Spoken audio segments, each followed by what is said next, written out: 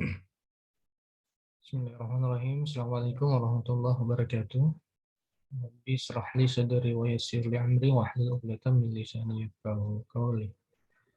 Alhamdulillahirabbil alamin wassalatu wassalamu ala asyrofil anbiya'i wal mursalin wa ala alihi washabihi ajmain amma ba'd. Puji syukur senantiasa kita panjatkan kehadirat Allah Subhanahu wa taala.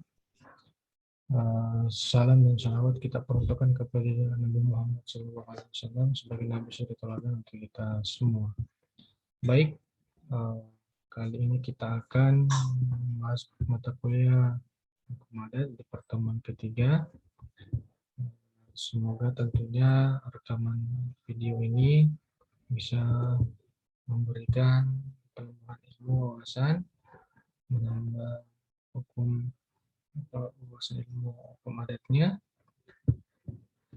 Kemudian tentunya kita mau melaksanakan pertemuan secara live di Zoom karena lain suatu hal, jadi kita berproses melalui video YouTube ini di channel saya, dan bila mau lihatnya jangan lupa like and subscribe.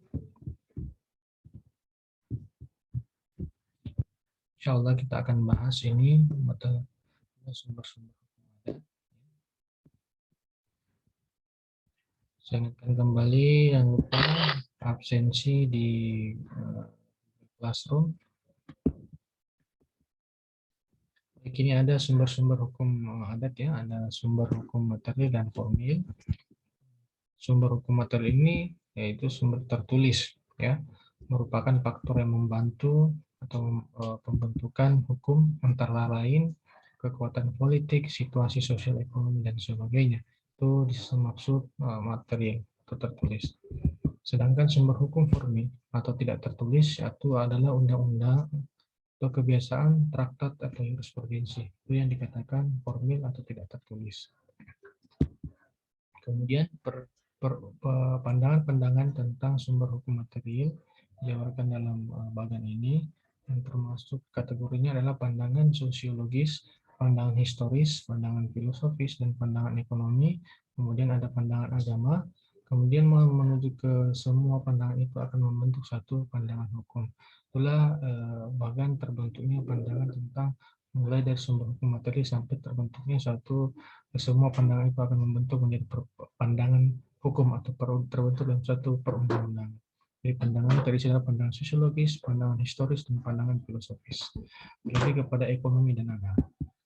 Kemudian undang-undang, ya, peraturan perundang-undangan adalah aturan yang dibentuk oleh alat perlengkapan negara yang berwenang untuk itu dan mengikat masyarakat. Jadi ini maknanya undang-undang dalam arti material dan dalam arti formil. Kemudian ada sumber hukum formal, ya, peraturan perundang-undangan, traktat, jurisprudensi, perjanjian atau kontrak, hukum, kebiasaan, dan doktrin. Keenam, sumber hukum formal ini tentunya menjadi suatu kesatuan yang tidak bisa dipisahkan, menjadi suatu sumber hukum formal. Makna undang-undang ya dalam arti material ya. Jadi semua aturan yang dibuat oleh organ negara dan mengikat masyarakat peraturan perundang-undangan. Kemudian kalau dalam arti formal hanyalah peraturan perundang-undangan yang memenuhi syarat sebagai undang-undang. Hukum kebiasaan, traktat, perjanjian internasional antar negara, negara organisasi internasional, sampai dengan traktat multilateral. Ini sumber-sumber hukum undang-undang, kebiasaan, traktat, jurisprudensi, dan doktrin. Semua penjelasannya sudah di sini. Sekian dan terima kasih. Jangan lupa like and subscribe. Nanti materinya saya bagi dua, ada dalam bentuk video dan ada bentuk PowerPoint. Sekian, terima kasih. Assalamualaikum warahmatullahi wabarakatuh. Apa ya? Absensi di Google Classroom.